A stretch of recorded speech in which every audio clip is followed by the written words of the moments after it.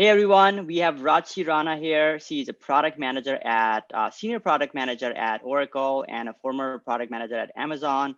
She has a comp sci degree from Cambridge. And thank you so much for coming to the show, Rajsi. We would love to know a little bit more about you. And also let's just go into what is a product manager. Yeah, nice to be here. Thank you for having me. A little bit more about me. As you said, I'm a senior PM at Oracle Cloud. I work on special projects, which is basically anything and everything we need to do in order to, delight our customers, make them really happy, help them succeed. Before this, I was at Amazon and I used to own security for the ordering pipeline. Yeah, I studied computer science and finance, and my path and my life led me to being a PM, and I love it. It's absolutely fantastic. So you asked me what a PM is. I think the best way to answer that question is if you ask 6 people what a PM is, you're going to get 7 responses. That's how different and widely varied and differently defined and differently scoped this role is. Each company has their own version. Each team sometimes within a company has its own version. The best way I've ever heard it described is a product manager role is kind of like a white space. So you basically fill in everything that other teams don't and make sure no balls get dropped, and you execute on the customer's behalf. Yeah. So Rajsi, you went from college directly to being a PM at Amazon and then at Oracle. So what are some things that you've learned in the last few years? Yeah, I'd love to talk about those. I think that there isn't enough literature about what the actual day-to-day job of being a PM looks like, and how sort of you can get better at it. At least there's more now. I feel like when I started, there really wasn't much. So happy to be talking about my experiences and really excited to chat about these things. So want to talk about 5 things, and they're in no particular order. And I want to start off by something we were just talking about. So defining your role. I think, a product manager can be anything. Like I said, it's a white space. You fill in the space that other areas leave in order to make sure you're delighting your customer. So you hear you hear this question answered in a variety of different ways. So like some people say, hey, a product manager is the CEO of the product. Somebody else might say, hey, a product manager is somebody that glues the whole team together. A third person might say, hey, a product manager is somebody who is delivering on behalf of the customer. And I want to say all of those things are correct. You're doing all of those things. But what you really do in your day-to-day depends a lot on what is the goal that you're trying to chase. And different product managers are working on different goals. I think a huge misconception is that a product manager is working on behalf of an external facing customer. In huge companies, for example, Amazon and Oracle, a lot of product managers are actually internal facing. So they're product managers whose customers are other teams. For example, you're working on an internal tool to improve developer productivity within your company. You're a product manager and your customers are your company's devs. Absolutely. So really what you're doing is you're making sure you're executing and delivering on a single-handed goal and vision, and you're aligning everybody involved. Now that can include the customers, the stakeholders, your upper management, the engineering team who's going to build it. And my tip around this, or, the lesson that I've learned is when I first started my role, I didn't really know what I was doing. I learned a lot on the job, and I know that's what a lot of people do, but it would be great if you could start putting some definitions and boundaries around what your role looks like. What does success look like to you? What does it mean? How does it translate? Yeah, I think all of those things are really, really key. And I wish I knew this when I started, that I can define portions of my own role. And that's, sort of a segue into how product managers are meant to do a lot, right? Like I said, we're white space. We fill up at what other people don't and deliver on behalf of our customers. The important thing to note here is that based on your personal goals, you can sort of grow in certain directions if you define your role correctly. So let's say you're somebody, who loves data and you love data-driven decisions. Now, as a product manager, you have to do other things as well, but that could be your core strength and your core competency. You could certainly grow in that area and that regard. But that can only happen again if you define your role properly. So Right. that's going to be the first Yeah. thing.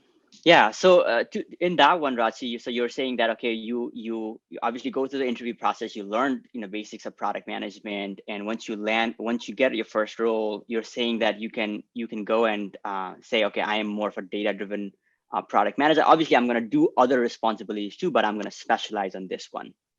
Exactly. Yeah.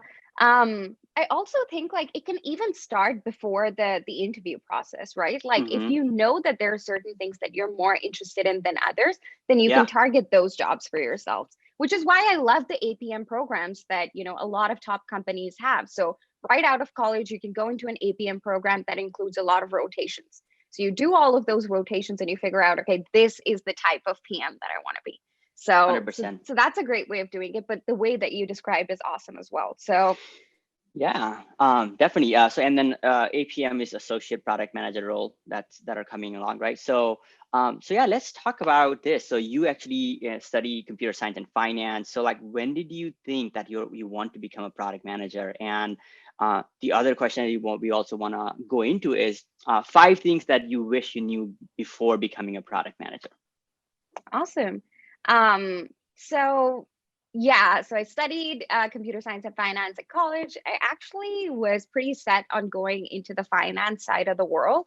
But I realized that is very poor work-life balance, and I really wasn't enjoying myself. I actually worked in finance right out of college, and I was talking to a couple of friends, and they told me about what they're currently doing, which is, one of them was working as a product manager, and I didn't even know something like that existed. I actually thought, if you study computer science, the few options out of school for you involve, coding.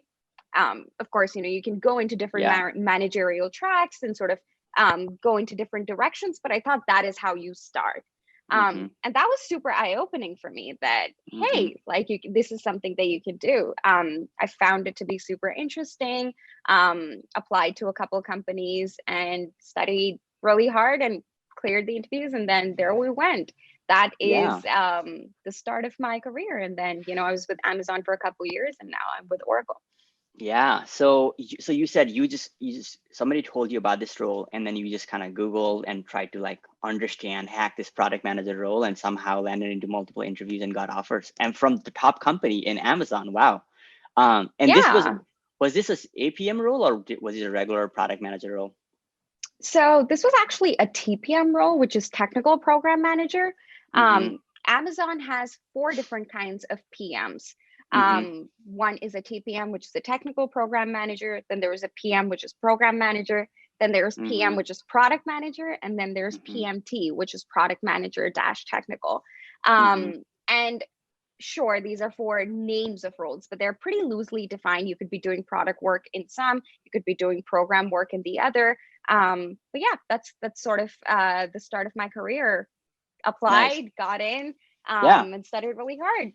Okay, now let's go into the question. So you're in day 1 of Amazon. What did you wish that you knew so that you are even more ready for this role? So like, let's talk about 4, 5, 6 things that that people should know before going into the PM role. Yeah, we were talking about, the first one of these, which is, defining your role just a little bit earlier, but want to steer this into a direction, which is, I feel like a lot of people have misconceptions about this role.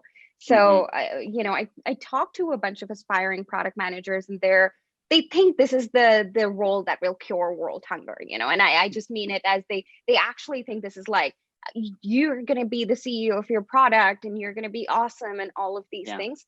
And I wish they knew that this role is great. It has a lot of potential. It has a lot of different directions that you can take it. Like we were chatting about, defining your role appropriately. But at the same time, it's not really going to cure world hunger. Like it is a pretty challenging role. It is interesting, and it involves a lot of, incredibly soft skills. Like, and I Mm-hmm. say that with a grain of salt because I know, a lot of people who come into product management are the typical A-type overachievers.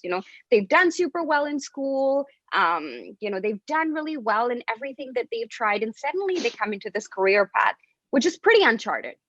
And Mm-hmm. so, just wanted to discuss a few tips, and we talked about the first one, and I can Yeah. move on to the second one if you'd like. Yeah, I'm actually curious. Were you the type A one? Like, were you out Oh A yeah, plus 4.0? 100%. Okay, sure. Yeah, Okay. yeah. Uh, Since I sure. was a kid. Yes, all the way. Yeah. So let's just go into the second one. What else should they know? Yeah. I think I'm not going to say this as something they should have known, but like something as that I feel like looking back on my years of PMing, this has really helped me. And I'm going to Mm-hmm. call this good writing. Good writing. I know a lot of people call it good communication, but I'm going to focus specifically on writing.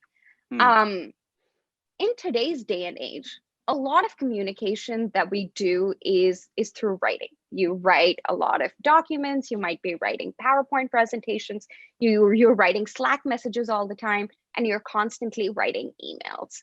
mm-hmm. What this also means is that there is a lot of content. There is so much content. Anyone who opens their emails is flooded with emails coming in. Mm-hmm. So what you want to do as a PM, Yeah. especially, as you're trying to drive consensus, as you're trying to move things forward, as you're trying to execute on whatever you're trying to execute on, is communicating really, really well. And by communicating really, really well, I just mean really good writing. Yeah. Um, People have shorter attention spans than they did, a Mm-hmm. couple of years ago. There is Yeah. more information. There are Mm-hmm. more mediums of presenting that information. And that Mm-hmm. basically means people are glancing at your writing for a much shorter time than you're anticipating. So Yeah. good writing is a skill that is absolutely critical for PMs. And I feel like it has been super helpful to me in my career. And it talks about, there are a couple of things that come with good writing. Yeah. Okay. The first one is concise writing. So, Yeah.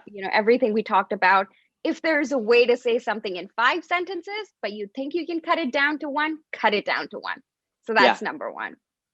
So being 100%. super concise. The second thing is knowing writing etiquette. So a lot of people, will use really informal language when they're trying to draft something super formal. Use super formal language in a place where it absolutely doesn't apply. Just really make a mess of it, and that's not fun. The third aspect to good writing is knowing your audience. So the message that you craft, and be prepared. Like every email, every Slack message is a way of you trying to get your point across. So the message that you craft needs to be really, really, really well tailored to the audience. Is the person a skeptic, or is this person already sold on the idea? If they're Mm, already sold on the idea, like make it short and crisp and let it go. If they're a yeah. skeptic, you need to talk about exactly what's in their benefit in that. Yeah. Um, that's number three. I think number four is Yeah. I actually want. I have a formatting. point that I wanted to make. So Yeah. I think that's a super good point. And I had this mentor who really hammered me. My communication style. I mean, when I'm talking to friends, I'm not exactly to the point, but this mentor of mine actually really helped me with the conciseness part. And even though I don't take that in my other conversation whenever I went to work in a product, that was super helpful. And the other thing that I realized is whenever you actually put thoughts into what you're writing, you're just really setting the stage for the upcoming conversation, and you naturally gain the influence, right? So whenever you're writing to the stakeholders, potential customer, internal, external, and you're writing the engineering team. So you're saying just by putting that intent, really thinking about who is this and how do they perceive a product, or what the work is. So just thinking about that and putting intention behind can set you apart from uh, other product manager, or actually help you have more influence, you're saying. Absolutely. I think you make an excellent point about setting the stage appropriately. This is how I'll put it. I don't think Mm-hmm. good writing is going to dramatically alter, let me put this again. So I Yeah. think good writing is going to dramatically alter what you talk about. So Mm-hmm. if the writing is bad, you're going to spend a lot of time clarifying about what you've written and spend less time talking about the idea. Whereas Yeah. if the writing is good, I can't say that it'll make a good idea, but you'll Yeah. definitely spend less time clarifying things and more time talking about the actual thing at hand. So the actual idea at hand. And I think, working for Amazon, this was also really, really hammered into me. So completely from the same page here, because Amazon has a huge writing culture. So we Mm. do not believe in PowerPoint presentations. Everything is a 6-page document called a narrative that you sit down at the start of every meeting, you read through what has been written, and then you have a discussion around it. So Oh, the wow. writing culture there is oh yeah, substantial and significant. So I did not know that. Wow. So just for the start of the meeting, there's 6-page document of like debrief of what the meeting is about. Everybody reads through it and then you start the meeting not or something like that. always not always a 6-pager, but for every important meeting, you're absolutely correct. So before Amazon develops a product, they write what is called a PR FAQ, or the product release and frequently asked questions about a product that's supposed to be launched in the future. So let's say Amazon was going to launch a 10-minute delivery service. Okay. Mm-hmm. Before any engineer, anyone touches it or starts working on it, a product manager will go in and they will write exactly what this would look like once it's been launched. So Mm. what would the ideal customer experience be? Let's say this is on the front page of New York Times. What are they saying about us if the launch Yeah. goes amazingly?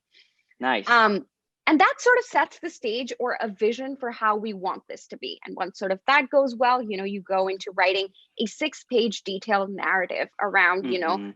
what are you trying to build? Why are you building it? What is the problem that you're trying to solve? How exactly are you going to solve it? What are the risks? What should we be concerned about? And we used to have a very strongly ingrained writing culture there. So Mm-hmm. yes, for every big meeting or a big decision being made, let's say Amazon is deciding should they launch 10-minute deliveries or not, there will be Yeah. a 6-page document that the owner has written with all Yeah. of the options, all of the trade-offs, and then sort of you have a discussion about it.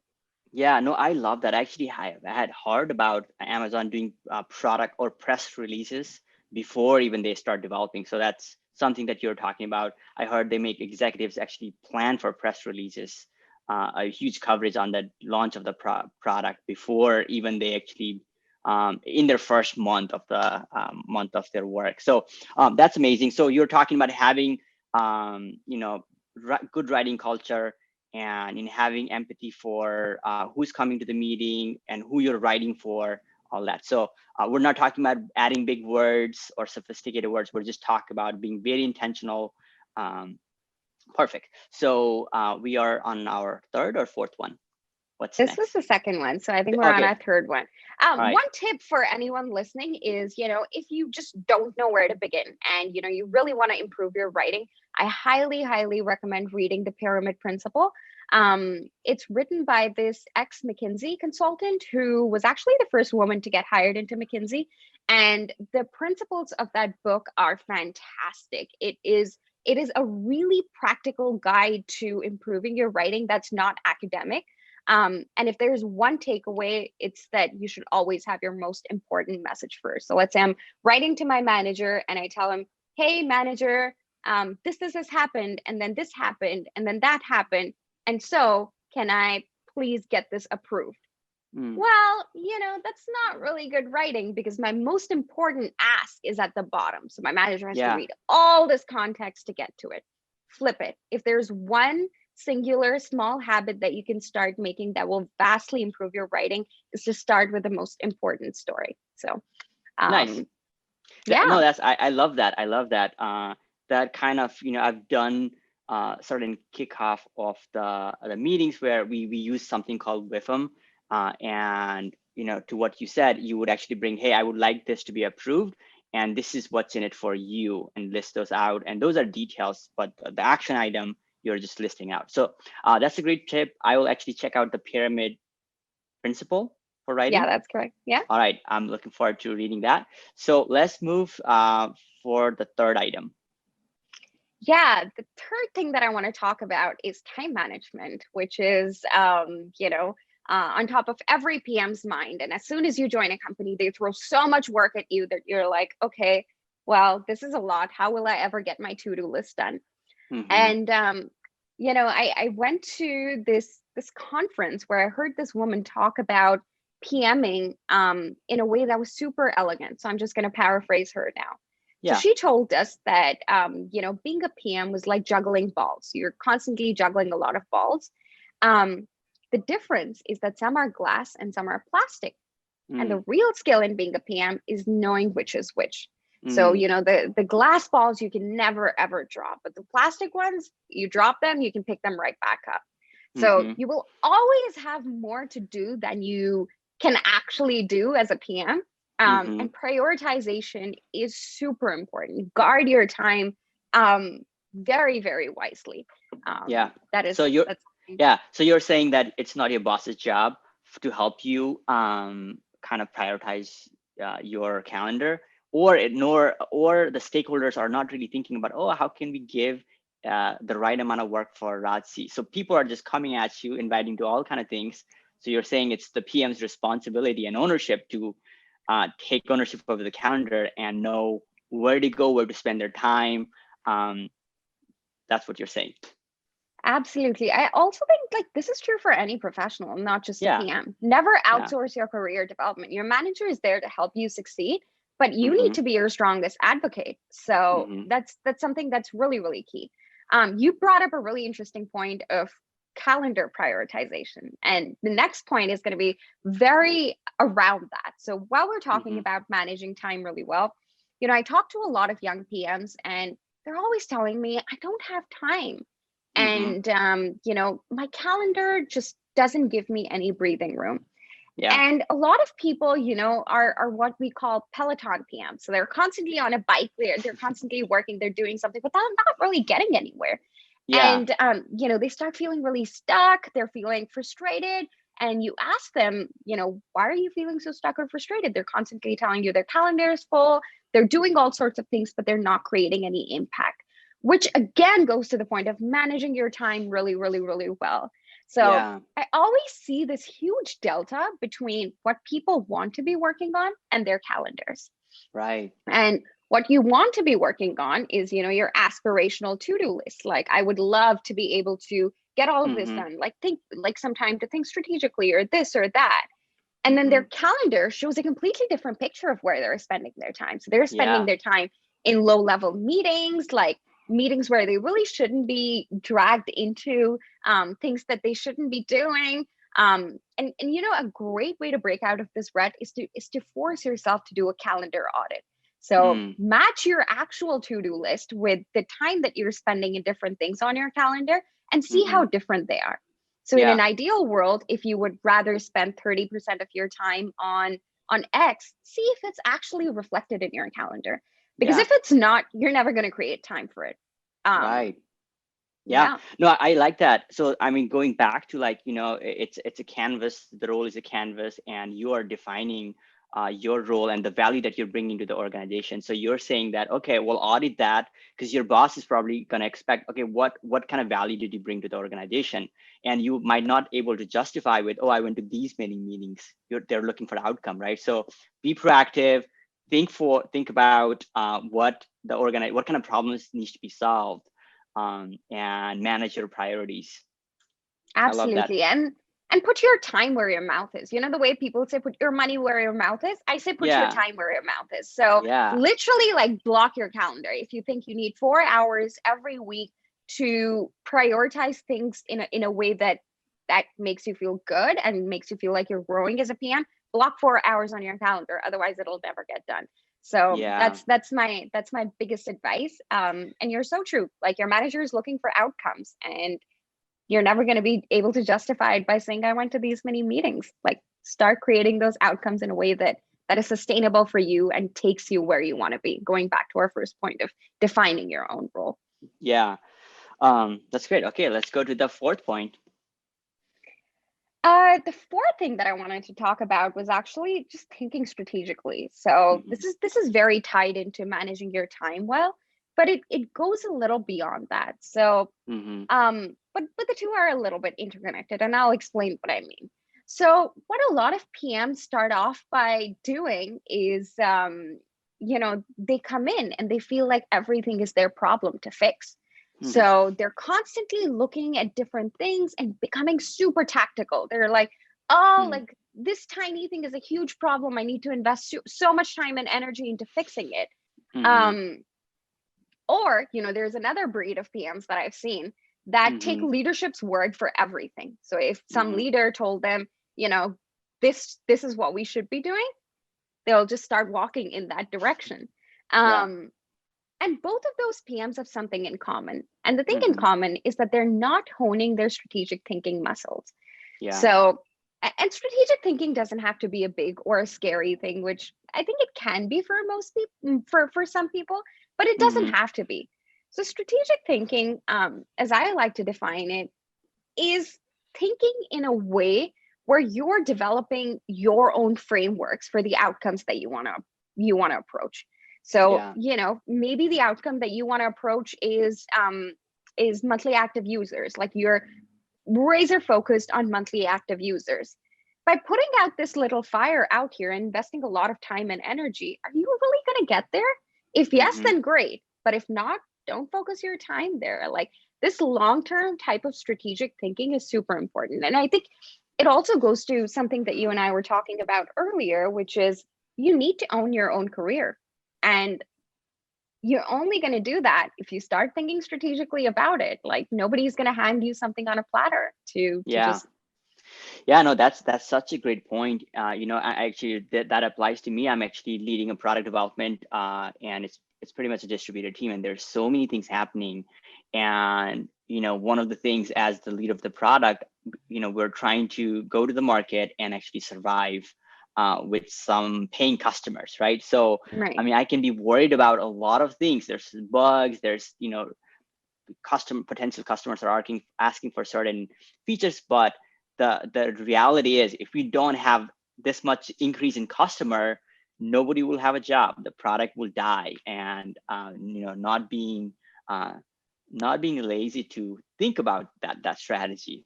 So thanks for that advice.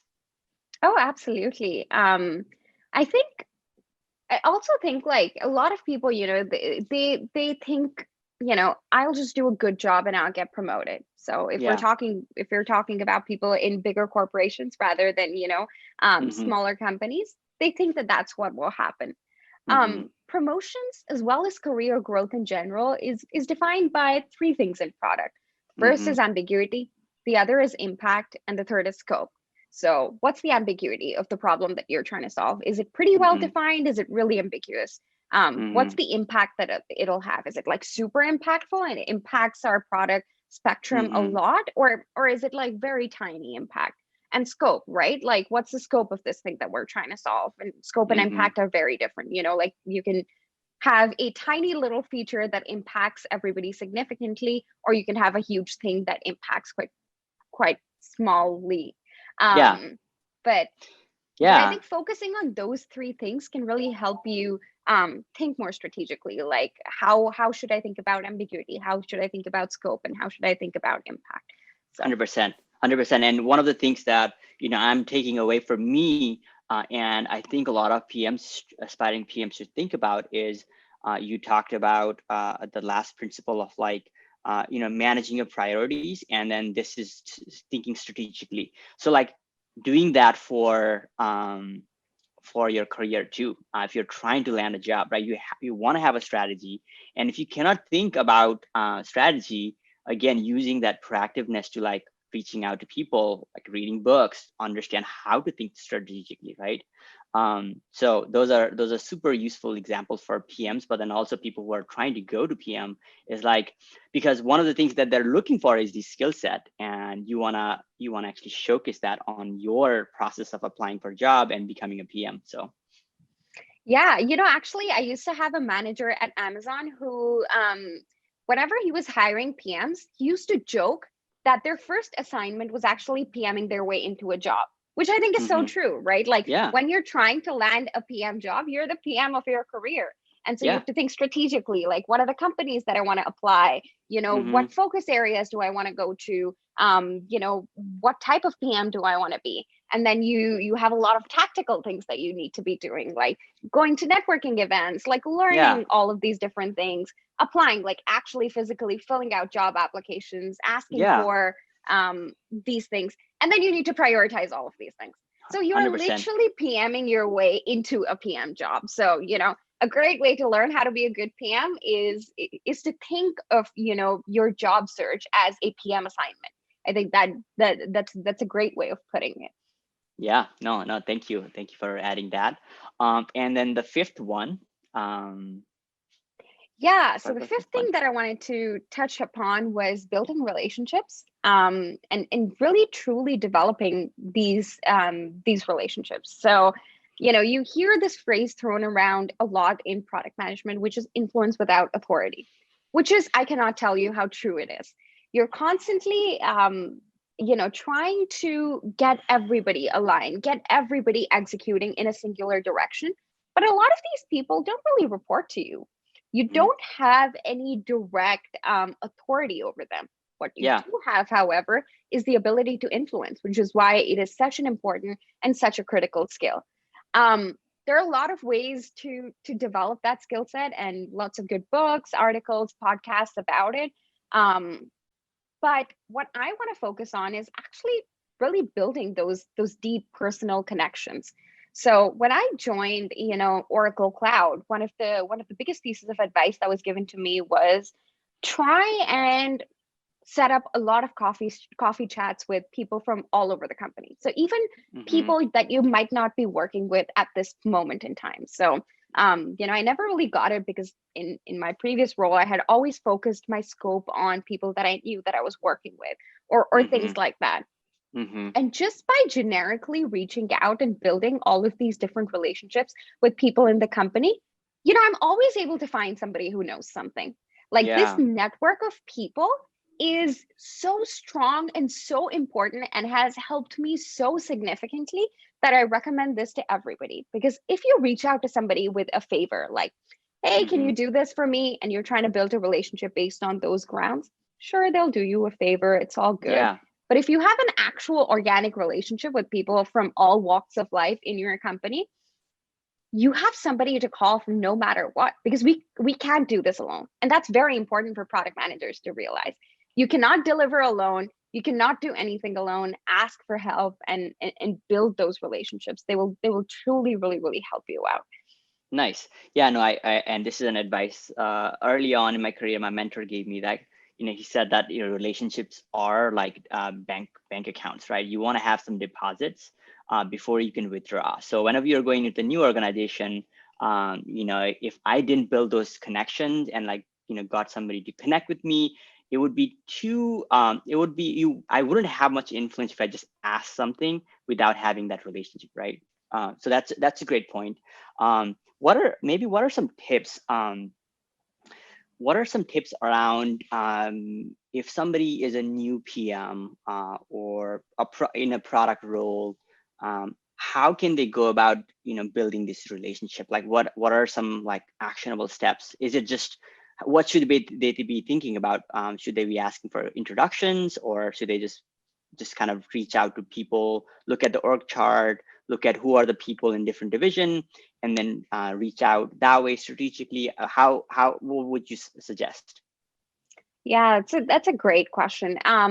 What I personally did, and again, I didn't come up with this on my own. Yeah, yeah. But I would. So whenever you join a new company or a new team, you're given a list of few people that you're recommended to reach out to and just say hello and start building that relationship.